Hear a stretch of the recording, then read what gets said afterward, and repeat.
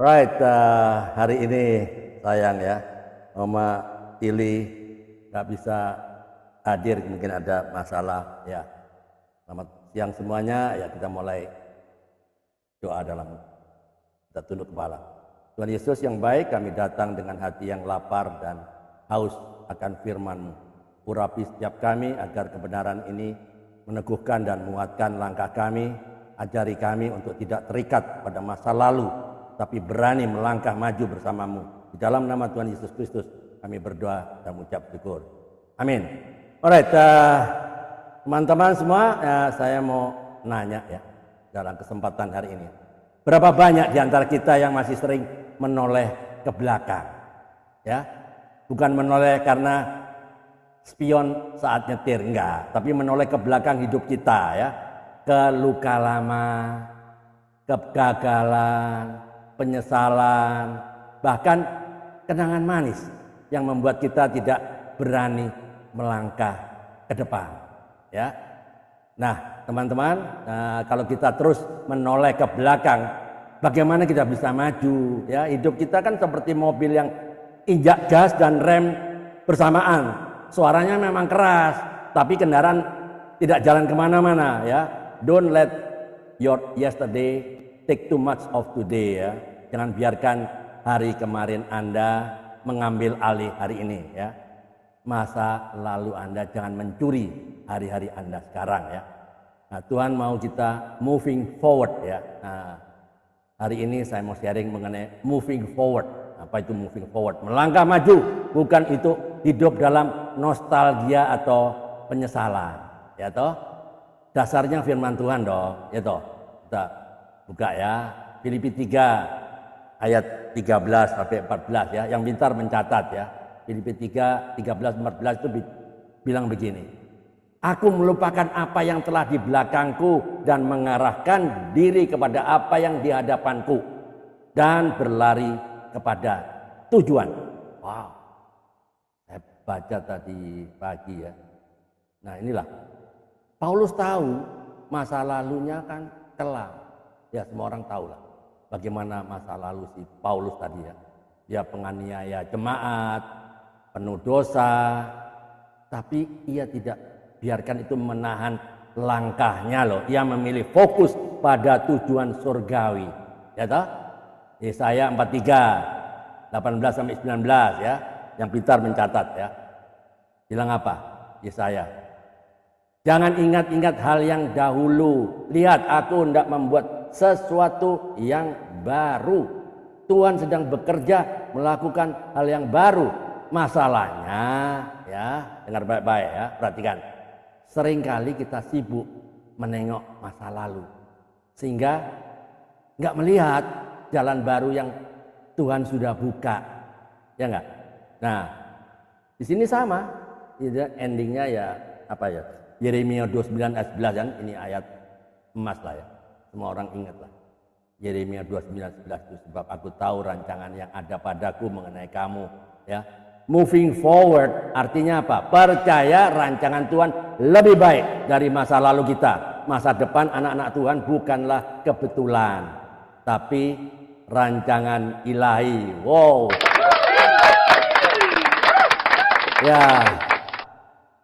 Sekarang pertanyaan, apakah kita sungguh percaya bahwa masa depan kita aman di tangan Tuhan? Ya, hello. Kadang-kadang kita seperti orang yang suka nyimpen barang-barang yang lama. Sepatu bolong masih dipakai karena katanya penuh kenangan ini loh Pak Bambang. Ya, HP jadul ya, handphone jadul itu masih disimpan meski udah mati total loh. Ada kan? Ada nggak yang di sini masih simpan HP jadul? Sudah rusak ini, tapi masih disimpan. Katanya ada simpan chatnya mantan. Katanya buat arsip sejarah. Wow. Lucu ya memang ya. That's a fact. Tapi ini kenyataan. Dalam hidup rohani pun begitu ya. Kita seolah-olah menggenggam kegagalan. Kita ingat terus luka-luka lama. Kita bangga dengan kesuksesan masa lalu, tapi akhirnya kita bisa berhenti bertumbuh. Ya. You cannot move forward if your hands are still full of the past. Ya. Anda tidak bisa bergerak maju jika tangan Anda masih penuh dengan kenangan masa lalu. Luka tangan Anda masih penuh dengan masa lalu, Anda tidak bisa menggenggam masa depan, ya, karena kita penuh. Ya, ingat ya. Nah, ada beberapa contoh di Alkitab ya. Masih ingat soal Petrus ya? Nah, saya cerita Petrus ya. Petrus itu kalau ia karena menyangkal Yesus kan bukan hanya sekali, 3 kali ya. Kalau ia berhenti melayani karena malu menyangkal Yesus, Injil tidak akan pernah berkembang, ya enggak? Tapi ia memilih, ya Petrus itu memilih bangkit dan moving forward. Nah, disitulah kita belajar dari Petrus ya. Paulus juga gitu, masa lalunya, wah mengerikan. Ya kan, semua orang tahu siapa Paulus. Tapi Tuhan mengubahnya jadi rasul besar. Ia tidak pernah terjebak dengan rasa masa lalunya, dengan rasa bersalahnya, enggak. Teman-teman tahu kan, kalau Petrus dan Paulus bisa melangkah maju, lalu apa alasan kita untuk terus berkutat atau terikat dengan masa lalu? Oke? Kita seperti anak yang jatuh dari sepeda, lalu bilang, "Mak, saya nggak mau naik sepeda lagi, takut jatuh." Pernah nggak kita seperti itu waktu kecil? Saya nggak mau naik sepeda lagi karena takut jatuh. Padahal solusinya kan sederhana, ya belajar keseimbangan. Itu bukan berhenti naik sepeda. Begitu juga rohani kita. Ya, menarik kan? Nah, bagaimana kita bisa moving forward? Ya, move on lah. Kalau anak muda zaman sekarang kan, anak-anak muda zaman now ya, move on. Tapi kita moving forward. Berhenti menyalahkan diri sendiri. Di dalam Kristus kita adalah ciptaan yang baru. Ya, 2 Korintus 5:17. Ya, semua orang tahu. Kalau Allah sudah mengampuni, lalu mengapa kita masih menghukum diri sendiri? Mengapa? Mari kita juga memaafkan orang lain juga. Selama kita simpan dendam, ya, duit kita simpan, ya, kalung emas kita simpan, bukan dendam kita simpan, ya enggak? Masa dendam disimpan, duit yang disimpan? Kita tidak akan pernah maju, teman. Ya. Forgiveness is setting a prisoner free and then discovering the prisoner was you. Wow, saya baca kata bijak ini ya. Memaafkan artinya apa? Membebaskan seseorang tawanan dan kemudian menemukan bahwa tawanan itu adalah Anda sendiri. Ya, itu dia bilang tadi kan kata bijak. Forgiveness is setting a prisoner free and then discovering the prisoner was you. Wow, tawan itu adalah Anda sendiri loh. Mari mulai dengan langkah kecil ya, dengan doa, ibadah, pelayanan, mengasihi. Tidak harus lompatan besar, yang penting konsisten. Ya enggak? Banyak orang yang mau berjanji, saya akan baca Alkitab ini Bu Ariance, mulai Januari saya mau baca Alkitab sampai habis ya. Tapi enggak konsisten, ya enggak? Banyak yang gitu, banyak. Mari kita harus percaya janji Tuhan untuk masa depan. Jangan takut, kita berjalan bersama Tuhan yang pegang kendali ya. Jadi poinnya yang saya sharing ini, renungan ini kita diskusi ya. Ya, pesan moralnya adalah masa lalu adalah guru, bukan penjara, bukan. Tuhan tidak peduli di mana kita pernah jatuh, tetapi di mana kita bangkit. Wow, ya. Jadi faith is moving forward even when you don't see the whole staircase. Ya, apa itu? Iman itu melangkah maju walaupun belum melihat keseluruhan tangga. Ya, ya. Faith is moving forward even when you don't see the whole staircase. Nah, di sini. Jadi closing statementnya hari ini, siang hari ini ya. Mari kita buat komitmen iman. Saya mau melangkah maju bersama Tuhan, meninggalkan masa lalu dan meraih masa depan yang penuh harapan. Amin. Tuhan Yesus, terima kasih karena Engkau telah memberi kami masa depan yang penuh harapan. Ajari kami untuk berani meninggalkan masa lalu, baik kegagalan maupun keberhasilan yang membuat kami berhenti. Saat ini kami mau berkomitmen, kami mau melangkah maju bersama-Mu Tuhan. Di dalam nama Tuhan Yesus kami berdoa dan mengucap syukur. Amin. Amin. Ayo, boleh kalau mau sharing atau tanya jawab boleh. Saya akan jawab sebisa saya. Kalau saya nggak bisa, saya tanya Pak Bambang, ya nggak?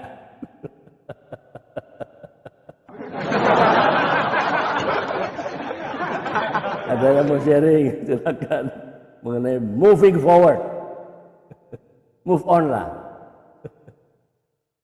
Ada?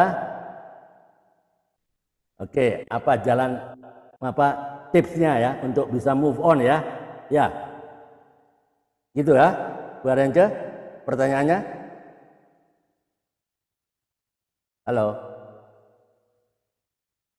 anybody home? Iya begitu. Apa tipsnya? Apa tipsnya? Ada yang mau sharing? Apa tipsnya? Ini move on dari masa lalu ya, atau misalnya contohnya move on dari contohnya dia bisa diputusin pacarnya atau ditinggalin pacarnya atau bagaimana gitu ya. Ini kan berbicara tentang jangan mengingat masa lalu lagi kan tadi kan ya. Iya. Ya tentunya secara ini ya, secara garis besar untuk kita meninggalkan pola hidup yang lama. Itu kalau kita meninggalkan pacar ya udah lama dah. Ya toh? Iya, betul. Ya sebenarnya sih kalau mau meninggalkan pola hidup yang lama, kembali sih kepada pribadi gitu. Nah, sudah bertobat nih kan gitu kan, sudah mengalami pertobatan, lahir baru gitu kan.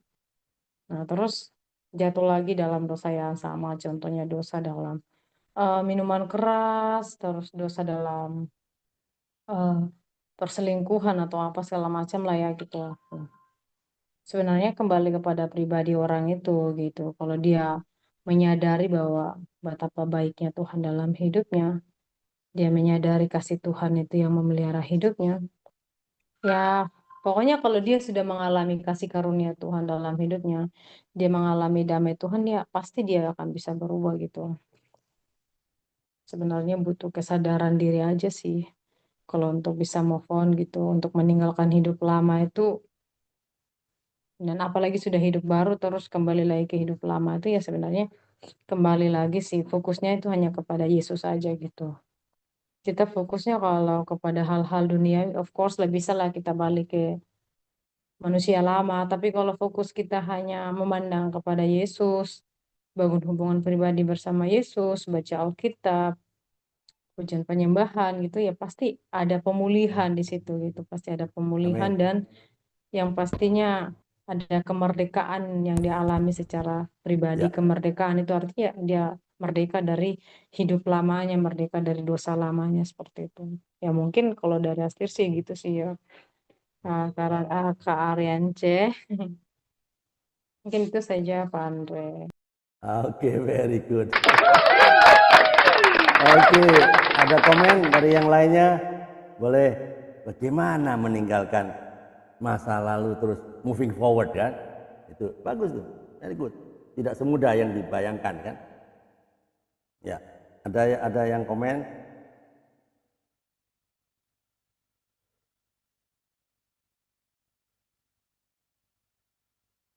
Ya, ada Ibu Ya, Pak Andre. Melana. Selamat Saya, Pak siang, Andre. Ibu Melana. Lambat masuk ya, Saya Bu duluan. Melana. Siapa, Pak? Ah ya, monggo. Ibu Melana barusan masuk nih. Ibu Oh ya, Melana. Ya, silakan Ibu Pak dulu, Bambang, ada Melana dulu. mau disampaikan, silakan.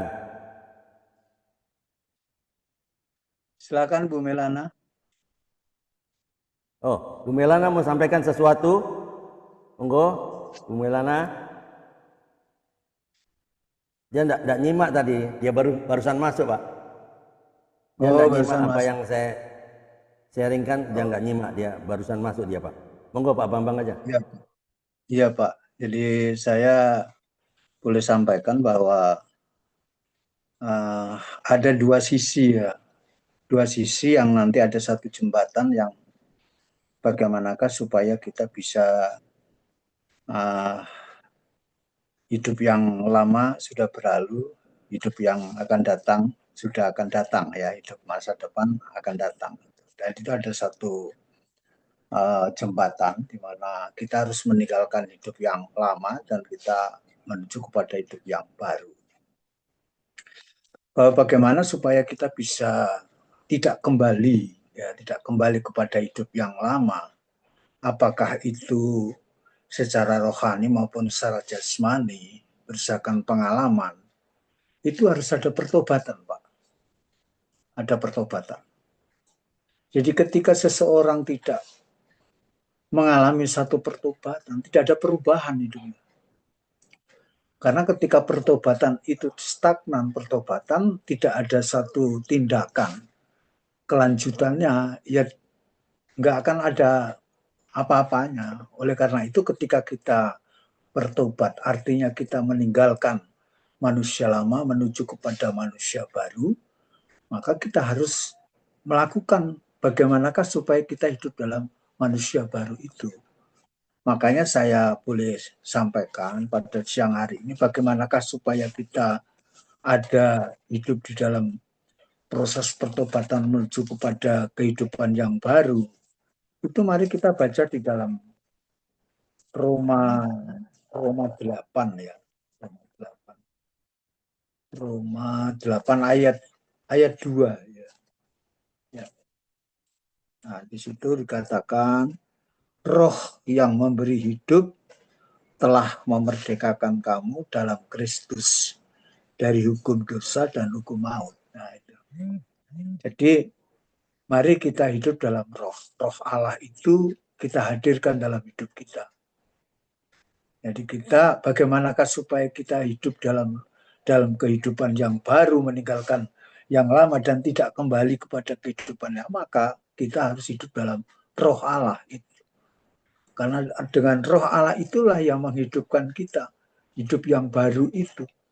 Ada kebersamaan dengan Tuhan. Kita ada perjumpaan dengan Tuhan. Ada persekutuan dengan Tuhan. Ya, itu. Itulah hidup yang baru itu.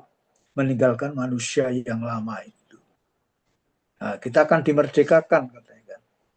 Telah memerdekakan kamu dalam Kristus. Hanya di dalam Yesus saja. Artinya kita hidup di dalam, karena kita sekarang bukan zaman Yesus seperti pada waktu 2000 tahun yang lalu. Yesus bersama dengan muridnya, tetapi kita hidup dari Yesus di dalam Yohanes 14 ayat 16. Ya, itu katakan, janganlah engkau menjadi gelisah hatimu, dan janganlah, ini kepada muridnya, janganlah engkau menjadi gelisah itu mudah menjadi seorang yatim piatu, tidak. Ketika aku nanti pergi, maka aku akan memberikan seorang penolong yang lain itu, yaitu Roh Kudus itu. Nah, itulah Yesus itu sebenarnya. Ya. Karena kalau kita kembali kepada Roma 8 ayat 2 itu, mari kita hidup di dalam roh itu. Ya, itu kira-kira Pak tambahan saya. Bagaimanakah supaya kita hidup dalam roh? Ya, kita harus di dalam Kristus. Dalam Kristus itu artinya di dalam firman Allah.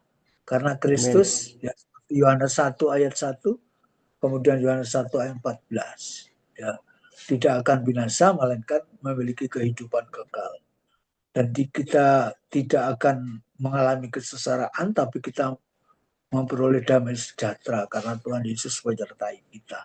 ketika kita hidup di dalam Kristus itu. Karena di situ katakan dimerdekakan. Roh yang memberi hidup telah memerdekakan kamu dalam Kristus ya, dari dari belenggu penindasan ya, dari penjajahan, dari permasalahan yang tidak kunjung datang. Nah, itu kita dimerdekakan. Jadi itu sudah dilalukan ketika kita hidup dalam baru. Itu kira-kira Pak, tambah dari saya, Tuhan memberkati. Ya, oke. Oke, mantap Pak Bambang ya, very good ya. Jadi itulah tips-tips dari bagaimana kita bisa meninggalkan masa lalu kita. Memang tidak mudah, ada perjuangan, ada proses, ada harga yang harus dibayar. Alright, terima kasih Pak Bambang. Ada yang mau sharing lagi? Pak Gindo, Bu Ariance. Siang, Pak Andre. Apa kabar Bu Melana? Lambat masuk, nggak sempat tahu ini apa cerita. Tadi saya sharing untuk di-sharingkan ini. Itu tadi kan tentang move ya, move on ya. Ya. Moving forward ya. Move on. Ya, iya Pak. Ya, moving forward atau move on lah, boleh. Ya. Nah itu tuh memang kita tuh sudah hidup di dalam Tuhan. Nah kita tuh nggak usah lihat lagi masa lalu ya, seperti apa tuh yang Kisah.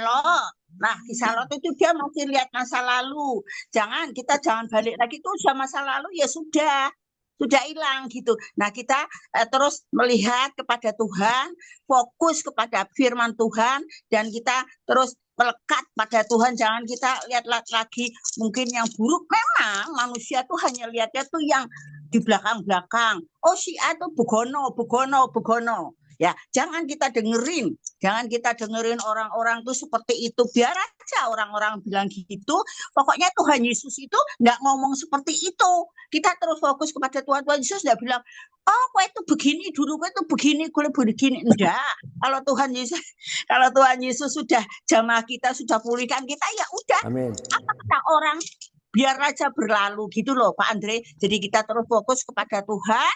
Jangan kita lihat kalau Tuhan sudah pakai kita, misalnya dalam pelayanan, ya udah terus semangat. Memang sih kalau untuk dipakai Tuhan itu orang tuh banyak yang iri. 1, 2, itu dia mah gini gitu, pintar pidato doang katanya gitu, pintar berpidato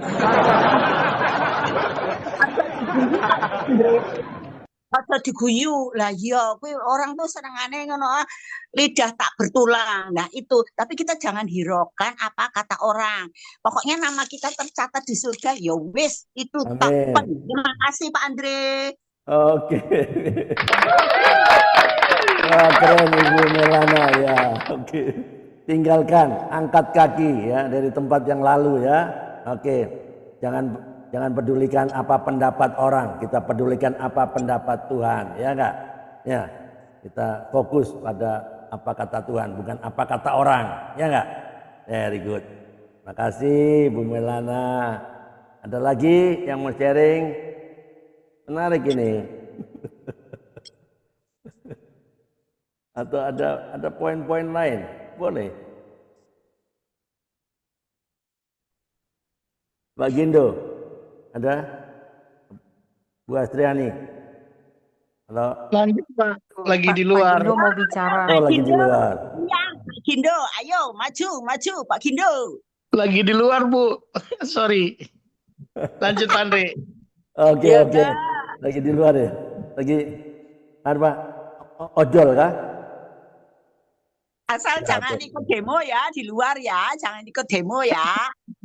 Enggak ada orang banyak. Oke, hati-hati di jalan. Ya, pikir lain. Oke, sahabat Bu Astriani mau sharing sesuatu Ya. atau mau bertanya sesuatu? Ini, boleh. Pak. Ini kan kalau Ya, tadi kan silakan. bilang ini move on kan gitu. Jadi maksudnya kita bagaimana meninggalkan kehidupan lama gitu. Nah, ya sebenarnya sih seperti yang tadi, sebenarnya orang itu kalau benar-benar udah mengalami pertobatan, artinya mengalami kasih karunia Tuhan dalam hidupnya, itu sebenarnya orang itu mudah melepaskan masa lalunya. Sebenarnya berbicara tentang masa lalu bukan saja tentang kehidupannya dia, tapi sebenarnya juga berbicara tentang hati juga, bagaimana dia Ya, bisa memaafkan dirinya sendiri, mengampuni orang lain juga gitu. Karena kalau misalnya nih masa lalunya orangnya tuh simpan kepahitan, kebencian, kedendaman gitu. Nah, kalau dia pun orangnya sudah bertobat, tapi kita kan tidak tahu nih hati seseorang gitu kan. Kadang di mulut beda, tapi di hati masih ada kedendaman gitu. Nah, sebenarnya kembali lagi bahwa sebenarnya kalau orang udah mengalami kasih karunia Tuhan, dia mengalami kebaikan Tuhan. Nah, orang percaya itu kan dia memiliki Roh Kudus gitu. ya, Nah, sebenarnya Roh Kudus itulah yang mengingatkan dia setiap kebenaran firman Tuhan itu yang dia dengarkan, apalagi kalau dia baca sendiri gitu. Nah, itulah yang Roh Kudus ingatkan. Itu kalau orang yang benar-benar sudah bertobat. Nah, eh, terus sebelum dia bertobat dia mengalami yang namanya dia susah sekali mengampuni, susah sekali untuk melepaskan pengampunan gitu kan. Itu juga kan masa lalu gitu. Nah, tapi ya kalau dia sudah mengalami Tuhan secara pribadinya dia bahwa oh aku tuh udah oh contohnya saya itu kan sudah diampuni gitu berarti saya juga harus mengampuni. Artinya dia sudah terima pengampunan. Karena kadang-kadang banyak sih ya yang menjudges lah gitu ya. Orang-orang itu mau orang ini berubah bagaimana dia meninggalkan masa lalunya gitu, bagaimana dia mengampuni orang. Banyak sih yang pakai-pakai ayat firman Tuhan juga mengancam dia tapi sebenarnya eh, pakai ayat yang menghakimi dia itu sebenarnya nggak bisa mengubah orang itu gitu. Pakailah ayat-ayat yang menguatkan dia, mengubahkan. Contohnya nih Pak Andre ya, banyak orang nih kalau yang khotbah eh, tentang pengampunan, mereka kutip ayat di Matius 6 ayat yang ke-14. Nah, tapi mereka tidak perhatikan lagi ayatnya itu di Perjanjian Baru juga itu di contohnya di kalau nggak salah tuh di mana ya? Ada tuh di Efesus 4 kok kalau nggak salah Efesus 3 ayat 32 atau berapa itu ya. Ada ayatnya itu bukan kalau di Efesus di mana ya aku lupa. Nah, itu dia mengatakan bahwa hendaklah kamu ramah seorang terhadap yang lain dan saling mengampuni sebagaimana Allah mengampuni kamu di dalam Kristus Yesus. Banyak orang yang melupakan ayat itu, mereka lebih memfokuskan, oh jikalau kamu mengampuni, Bapamu juga mengampuni kamu. Kalau kamu tidak mengampuni, Bapa tidak akan mengampuni kamu. Kalau kita memberikan mereka ayat seperti itu, mungkin mereka merasakan kasih Tuhan ya, tapi nggak bisa mengubahkan mereka untuk bisa melepaskan pengampunan. Begitu. Karena apa? Mereka merasa bahwa, oh itu kan bukan karena kamu yang ngalamin, jadi enak dong kamu ngucapin gitu. Pasti kan orangnya berpikirnya seperti itu, betul nggak Pak Andre? Nah, gitu. Itu kan salah satu contoh ya gitu, bagaimana melepaskan masa lalu juga. Untuk mudah mengampuni itu bukanlah hal yang mudah gitu ya, tapi itu hal yang sulit gitu. Nah, jadi sebenarnya kita tuh bukan fokusnya menjudge dia dengan ayat. Baguslah untuk mendidik dia gitu. Mengubahkan dia. Tapi dengan ayat-ayat seperti itu, kita harus memahami konteksnya di Matius 6 ayat 14 itu gitu loh. Mm. Mengapa konteksnya seperti itu? Mengapa Yesus berkata seperti itu gitu kan? Nah, terus kenapa em, di perjanjian baru, hendaklah kamu ramah seorang terhadap yang lain dan saling mengampuni sebagaimana Allah di dalam Kristus Yesus telah mengampuni kamu gitu. Kenapa konteksnya seperti itu? Nah, itu yang orang-orang kurang pahami kadang menyampaikan tentang pengampunan, Pak. Mereka lebih fokus menjudge orang oh bagaimana dia bisa mengampuni, oh kamu harus mengampuni. Kalau kamu tidak mengampuni, ya Bapak juga tidak mengampuni kamu gitu. Tapi mereka tidak menjelaskan konteks ayat itu kenapa Yesus mengatakan seperti itu dan kenapa juga ketika hendaklah kamu ramah dan saling mengampuni sebagaimana Allah. Jadi mereka nggak kasih perbedaan di situ gitu. Nah, kalau seperti itu orang itu walaupun dia punya keyakinan untuk mengampuni, tapi dia akan merasakan, dia akan mengatakan bahwa Karena bukan kamu yang ngalamin. Kan manusia itu kan begitu, Pak, keras hati, keras kepala gitu. Nah, bagaimana kita mengubah seseorang? Kita nggak bisa mengubah seseorang. Tapi ketika kita menyampaikan firman, kabar baik. Nah, Injil itu kan kabar baik. Nah, kabar baik itu yang mengubahkan seseorang, yang memulihkan seseorang, yang memampukan dia itu kan untuk mengampuni gitu kan. Nah, itulah Injil tadi, itulah ayat tadi yang kita bisa pakai gitu. Nah, kalau kita pakai kasih seseorang ayat itu untuk menjudge dia dengan ayat itu, iya, saya akan mengampuni. Tapi belum tentu dari hatinya dia itu dia bisa ikhlas mengampuni gitu. Hmm. Tapi kalau kita mengingatkan dia bahwa kenapa saya itu bisa mampu mengampuni orang lain? Karena apa? Karena saya sudah terima terlebih Gimana dahulu nih terima mengampuni hanya pengampunan dikit Tuhan itu. saja. Gitu. Hmm. Itu Jadi kalau kita gimana sudah itu terima orang Farisi. pengampunan Tuhan dan di situ juga saya juga mampu mengampuni orang lain. Kenapa? Karena saya sudah mengalami bahwa saya setiap hari melakukan kesalahan. Saya melakukan dosa, tapi Tuhan setia mengampuni dosa saya. Itu sebabnya juga kalau saya mengampuni sekarang, itu karena apa? Karena saya sadar bahwa saya juga sudah diampuni. Itu kan menguatkan orang itu, membangkitkan imannya untuk bisa mengampuni. Itu kan salah satu contoh move on ya dari masa lalu, yaitu mengampuni gitu. Karena tidak semua orang bisa mudah mengampuni gitu. Makanya tadi ya banyak sih yang saya dengarkan begitu, tapi kasihan ya mereka walaupun mendengarkan firman, tapi kalau firman yang menghakimi itu tidak akan mengubahkan mereka. Tapi kalau firman kasih karunia itu mengubahkan mereka.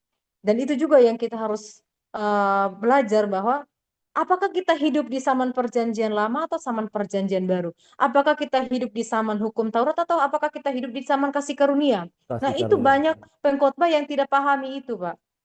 Banyak pengkhotbah yang tidak pahami.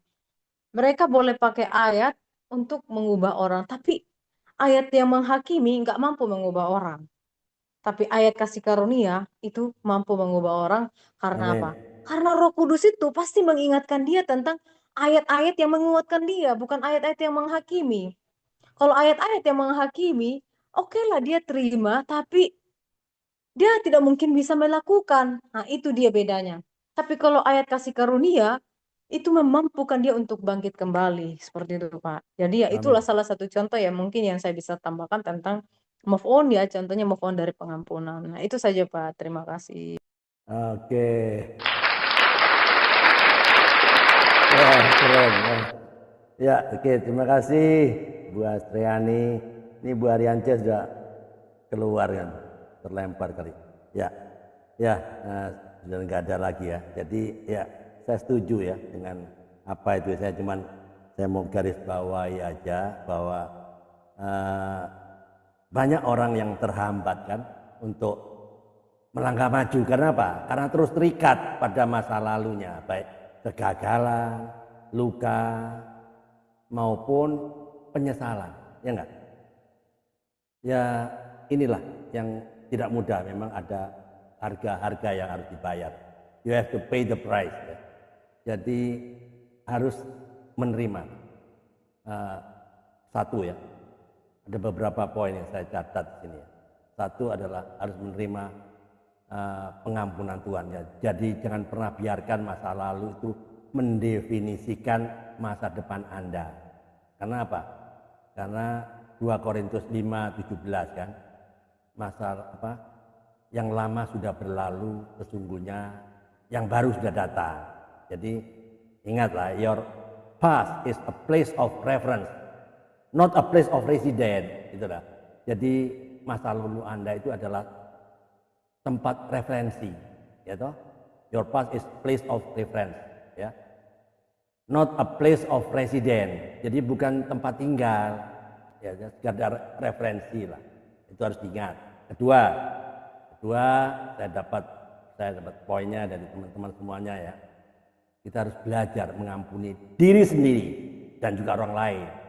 Ya, banyak orang yang tidak maju karena terus menyalahkan diri sendiri, cara nggak sadar, ya, cara nggak sadar. Nah inilah, ampuni diri, ampuni orang yang melukai.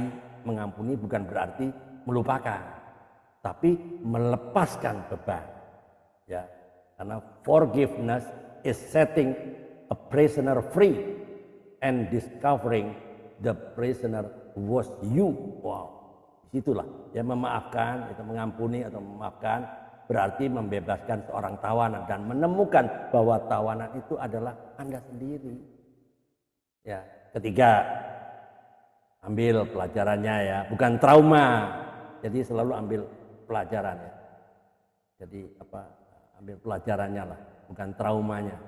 Jadi masa lalu bisa jadi guru yang terbaik kalau kita mau ambil hikmah dan bukannya lukanya itu bukan, tapi harus jadi guru yang terbaik. Jadi jangan pernah tanya, kenapa sih ini terjadi? Tapi tanyalah, apa yang bisa saya pelajari dari hal-hal yang lalu itu, yang luka tadi. Nah, itu yang harus kita tanyanya, harus begitu pada diri sendiri lah ya. Kenapa ini bukan, jangan tanya kenapa ini terjadi, bukan, tapi tanyalah apa yang saya pelajari lewat masa lalu itu. Dan 4, fokus pada tujuan ke depan ya. Karena Filipi 3 kan 13-14 Paulus berkatakan, aku melupakan apa yang telah di belakangku dan mengarahkan diri ya kepada apa yang di depanku dan berlari-lari kepada tujuan. Itu tujuan ya, itu Filipi 3. Nah, buat visi yang baru, mimpi-mimpi yang baru, dan otomatis langkah yang baru. Oke, kelima, bangun lingkungan yang mendukung ya. Jangan terus berada di sekitar orang yang hanya mengingatkan Anda masa lalu Anda. Ya. Bangun lingkungan yang mendukung ya. Jadi cari komunitas rohani yang menguatkan iman kita. Ya, iman bukan yang menjatuhkan. Tuh, poin kelima. Poin keenam saya tangkap dari teman-teman semuanya ya. Kita harus disiplin memang. Disiplin apa? Disiplin dalam langkah-langkah kecil. Moving forward bukan lompatan besar, bukan. Tapi langkah-langkah kecil, tapi konsisten. Just the point. Nah, masalahnya kita sering nggak konsisten. Nah, contoh praktisnya, mulailah dengan doa harian, setelah doa, ya menetapkanlah target apa untuk hari ini atau minggu depan, apa targetnya. Kita harus punya target. Dan yang ketujuh, yang terakhir saya tangkap dari teman-teman semua bahwa kita harus percaya bahwa Tuhan pegang kendali. God is in control. Ya. Yeremia 29 ayat 11 kan? God is in control. Dia berkata rencana Tuhan adalah damai sejahtera, bukan kecelakaan. Jika Tuhan sudah ampuni kita, lalu siapa yang bisa menghukum kita? Nah, selalu ya, don't look back, you are not going that way. Ya, jangan melihat ke belakang, Anda tidak akan pergi ke arah sana, ke arah situ. No, don't look back, you are not going that way. Ya, masa lalu hanya halaman buku. Jangan sampai kita terus membaca bab-bab yang lama, itu terus dibacain. Padahal Tuhan sudah siapkan bab yang baru, yang jauh lebih indah. Itu yang saya tangkap. Ada yang mau nambahin? Silakan. Atau ada yang nggak setuju? Silakan. Ada 7 poin saya dapat ini dari sharing ini. Menarik ini ya, mengenai moving forward. Kalau nggak ada yang mau bersaksi. Itu gampang-gampangan aja.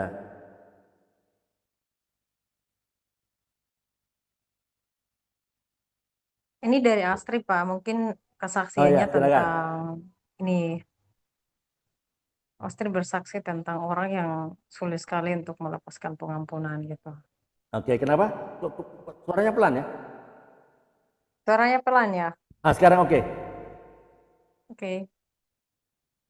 Ini mungkin saya berbicara tentang orang yang sulit sekali untuk mengampuni gitu. Nah, itu juga merupakan sebuah masa lalunya dia yang membuat dia tuh ya seperti tadi. Karena sulit sekali untuk mengampuni, mungkin dia melayani apa gitu, tapi dia tidak akan ada damai. Karena apa? Karena dia hatinya belum beres gitu. Dan di situ dia tahu firman, ya, gitu. Tapi ya untuk melakukan itu bukanlah hal yang mudah. Dia banyak mendengarkan juga firman tentang pengampunan gitu, tapi dia tidak menemukan itu. Jadi suatu hari beliau telepon untuk sharing. Ya itulah, ya ini bukan diri saya yang saya tonjolkan, tapi bagaimana kita belajar menyampaikan firman itu eh, dengan benar gitu, sesuai dengan eh, kehidupan kita di zaman kasih karunia seperti itu. Nah, di situ saya hanya bicarakan tentang Yesus. Ada begitu banyak contoh yang saya ambil tentang Yesus. Terus tadi ya contoh pengampunan, di mana bisa mudah mengampuni, bisa dia lepaskan pengampunan gitu. Dia memaafkan orangnya, maafkan iya, tapi untuk mengampuni orangnya nggak bisa gitu. Ya, dan itu juga bukan suatu hal yang mudah ya gitu. Akhirnya udah seperti yang saya ceritakan tadi kan Pak. Ya, saya berikan dia penjelasan tentang firman Tuhan gitu. Saya ceritakan Yesus, bagaimana hati Yesus itu untuk mengampuni. Saya ceritakan di Lukas, di mana Yesus itu dia sudah disalibkan, sudah digantung di atas kayu salib, dia masih sanggup mendoakan orang yang eh, menghukum dia gitu kan. Nah, Right. ya orang mendoakan orang, ya Bapa ampunilah mereka sebab mereka tidak tahu apa yang mereka perbuat. Nah, pertanyaannya apakah Yesus tidak tahu kalau mereka yang melakukan hal itu? Ya Yesus tahu gitu. Tapi kembali lagi bahwa sesungguhnya Yesus tahu bahwa di balik semuanya itu musuhnya dia itu bukanlah darah dan daging.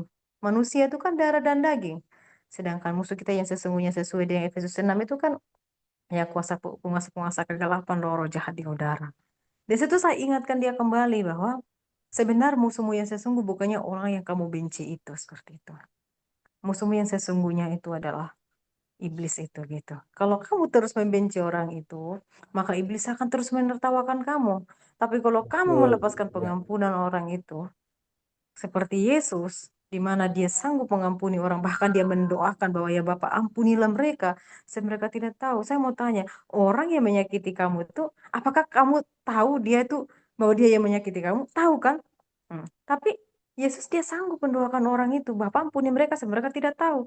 Padahal Yesus tahu loh bahwa mereka yang melakukan, tapi yang Yesus tahu bahwa bukan orang itulah yang melakukan, tetapi kuasa-kuasa kegelapan, roh-roh jahat itulah yang bekerja di dalam hati orang itu. Makanya dia melakukan hal yang seperti itu. Dan situ saya ingatkan dia tentang Yesus. Hati seorang Yesus ini, dia mengampuni gitu. Saya ambil lagi contoh di Yohanes 8 tentang perempuan yang kedapatan berzina, di mana orang-orang menghakimi dia gitu, tapi terus Betul. Yesus tidak menghakimi dia, bahkan dia tidak menghukum dia gitu. Dan begitu banyak hal yang saya ceritakan tentang Yesus, dan puji Tuhan, akhirnya orang yang tadi ini beliau ya yang sulit untuk mengampuni, sulit untuk melepaskan pengampunan, akhirnya mereka bisa melepaskan pengampunan. Karena apa? Karena kita ceritakan Yesusnya, bukan hukum Tauratnya seperti itu. Hmm.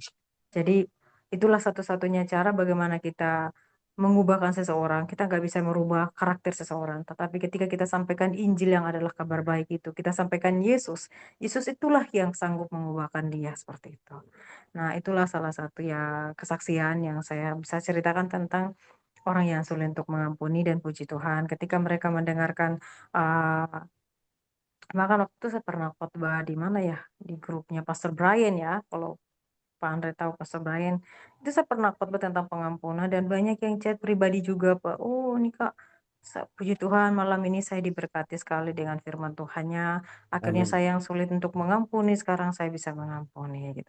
Jadi itu merupakan sebuah sukacita buat saya bahwa ketika saya menceritakan Yesus, ada orang yang mengalami Yesus, ada orang yang mengalami pemulihan, ada orang yang mengalami pemulihan hati, ada orang yang mengalami kebebasan gitu, arti kelepasan seperti itu. Dan itulah yang kita sebenarnya ceritakan, yaitu Yesus gitu, bukan diri kita. Oh ini karena saya tidak. Ketika mereka bisa melepaskan pengampunan, saya mengatakan bahwa mengucap syukurlah kepada Tuhan Yesus baik gitu. Ya Amin. itu Pak. Ya, oke. Nah, semakin lengkap ya Ya. kita ya. Ya, itulah Ya. kita perlunya apa? The highest authority adalah Alkitab ya, firman Tuhan. Ya, disinilah bagus Bu Astriani mengambil contoh-contoh ya, dari apa yang dilakukan oleh Yesus ya. Memang kita harus berkaca dan memang tidak mudah untuk melakukan itu ya. Paling tidak kita sampaikan kabar baik, kita lakukan bagian kita kan, yang Ibu Astriani lakukan, sudah melakukan bagiannya. Nah biarlah Roh Kudus yang melakukan bagiannya, ya enggak? Iya, betul Pak. Betul. Jadi tetap kita harus ambil bagian ya, ambil bagian untuk menyampaikan. Ya, dia mau percaya atau tidak, ya urusan dia. Yang penting kita sudah Ya. melakukan bagian yang dilakukan oleh Ibu Astriani. Walaupun ada ada chance untuk mungkin tidak dijadikan teman atau apalah, itu urusan dia ya. Yang penting sudah menyampaikan bagiannya, Roh Kudus yang bekerja. Kan Apolos yang menyiram ya, kita menanam, Apolos menyiram, yang menumbuhkan siapa? Tuhan.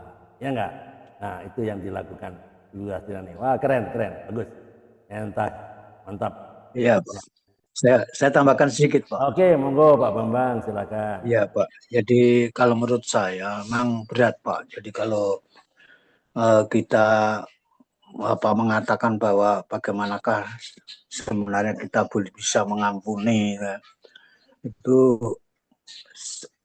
tidak semua Pak orang bisa melakukan itu. Ya. Nah itu bisa dilakukan ketika ini bicara tentang sikap hati Pak ya. Jadi ketika hati itu diubahkan, ya, jadi seseorang pengalaman Pak, ketika saya masih benci sama mereka dan saya tidak ada pengampunan, dia nggak akan mengasihi saya. Ya. Ketemu mereka udah maunya marah terus. Jadi sesungguhnya ini tidak pada sikap hati yang itu bisa terbentuk ketika ketika saya itu mengenal kebenaran Allah, yaitu tentang bagaimana Kristus itu, sumbernya itu hanya di dalam Kristus itu. Ya. Karena Kristus telah mengajarkan pada kita, dan kita mengasihi orang itu tidak rugi, dan itu pun sebuah anugerah. Untuk kita bisa melakukan itu anugerah, nggak bisa dengan kemampuan kita sendiri, nggak bisa. Jadi itu peranan daripada Allah, ya, peranan pada Roh Kudus yang bisa mengubahkan itu. Nah, seperti pengalaman kalau kita baca dalam Alkitab itu, yang saya pernah baca tentang Yabres sama Yabes itu Pak. Yanes dan Yambres itu Pak. Orangnya itu ibadah Pak. Ibadah, tekun, asal. Memang dia lakukan, dia setia seperti, ya pokoknya mengikuti kegiatan-kegiatan itulah. Dalam Alkitab katakan gitu, seolah-olah dia itu beribadah, orang taat Pak. Tapi dia tidak mengenal kebenaran itu karena hatinya sudah tertutup Pak. Karena dia melakukan itu karena keadaan. Kalau aku tidak melakukan seperti mereka akan dikucilkan. Ya, jadi kepura-puraan, kemunafikan itu ada dalam. Jadi itu sebuah kebodohan. Ya.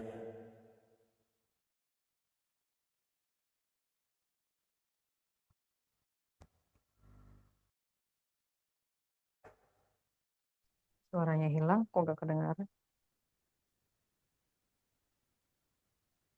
Lanjut Pak Bambang. Terputus kah?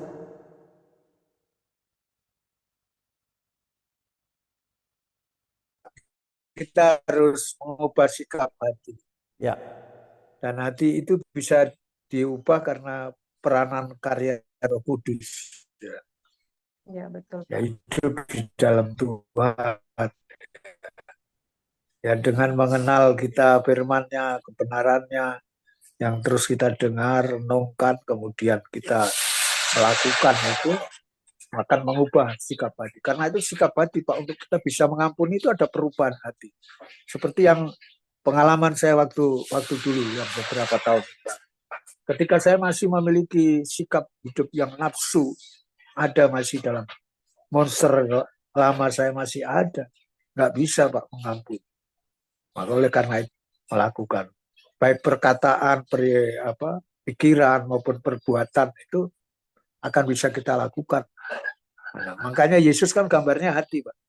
Hati. Itu ya. aja, Pak. Tuhan memberkati. Mantap. Ya. Oke. Makasih Pak Bambang. Ya. Ya. Ya, keren hari ini ya. Ya, dilengkapi tadi oleh Pak Bambang. Jadi hati ini perlu dijaga ya. Ya, inilah kalau hati perlu dijaga, kita perlu punya relasi ya dengan Tuhan. Relasi yang intim ya. Mau terus bayar harga ya. Oke, saya kira ini Bu Astriani mau siaran ya, mau live ya. Ya, boleh tutup dalam doa Bu Astriani. Kita live ya. Silakan Bu Astriani boleh tutup dalam doa. Kita berdoa. Ya, tutup Bapa dalam kami doa. yang di Kalau kita sorga, live. Bapa yang kami puji dan yang kami Ya. sembah di dalam nama Tuhan Haleluya. Yesus. Bapak, saat ini kami mengucap syukur dan berterima kasih. Kami sudah sharing, berbagi Amin. tentang kebenaran firman-Mu, bagaimana cara kami meninggalkan masa lalu kami, mengampuni diri kami sendiri, memaafkan diri kami sendiri, bagaimana kami melepaskan masa lalu kami, yaitu di mana kami berfokus kepada Tuhan. Kami yakin dan percaya kami yang sudah hidup di dalam Tuhan, yang sudah percaya kepada Yesus yang adalah Tuhan dan Juru Selamat kami, yang sudah mengampuni semua dosa dan kesalahan kami, dan yang mengaruniakan Roh Kudus kepada kami sebagai tanda bahwa kami adalah anak-anak Allah, di mana Roh Kudus itulah yang mengingatkan kami tentang semua kebenaran tentang apa yang Kau sudah lakukan Yesus dalam hidup kami. Itulah Tuhan, kami bersyukur ada Roh Kudus yang mengingatkan kami tentang kebenaran, di mana kami meninggalkan masa lalu kami, di mana kami ingat tentang kebenaran Tuhan, hidup di dalam kebenaran dan hidup di dalam Amin. takut akan Tuhan. Nah, oleh sebab itu, pakai kami semua, pakai Pak Andre, Pak Bambang, Pak Agindo, dan Astri juga, dan semua yang sudah turun. Tuhan, pakai Amin. kami semua menjadi berkat, menjadi terang dan garam dimanapun Tuhan tempatkan kami, agar kami semua dapat menjadi terang Kristus, menjadi garam dimanapun kami ditempatkan. Nah, sehingga kehadiran kami mendatangkan berkat bagi orang lain, mendatangkan sukacita, mendatangkan damai sejahtera bagi orang lain. Oleh sebab itu Tuhan, Engkau terus pakai kami semua, Engkau terus memberkati pelayanan kami, bahkan kekuatan, semangat, kesehatan Tuhan limpahkan bagi kami semua, sehingga kami terus hidup di dalam takut akan Tuhan. Terima kasih buat kebenaran firman-Mu yang mengingatkan kami, yang menguatkan kami, yang memulihkan kami, dan yang terus menambahkan kami untuk terus hidup di dalam takut akan Tuhan dan hidup di dalam kemerdekaan, yaitu melepaskan masa lalu dan terus hidup di dalam Tuhan. Terima kasih buat Roh Kudus-Mu yang memampukan kami, yang terus mengingatkan kami untuk terus hidup di dalam Tuhan, dan kami sangat bersyukur Tuhan bahwa kami adalah anak-anak-Mu, anak-anak yang paling Engkau kasihi dan Engkau cintai. Terima kasih, kami akan akhiri podcast kami siang hari ini hanya di dalam nama Tuhan Yesus. Amin.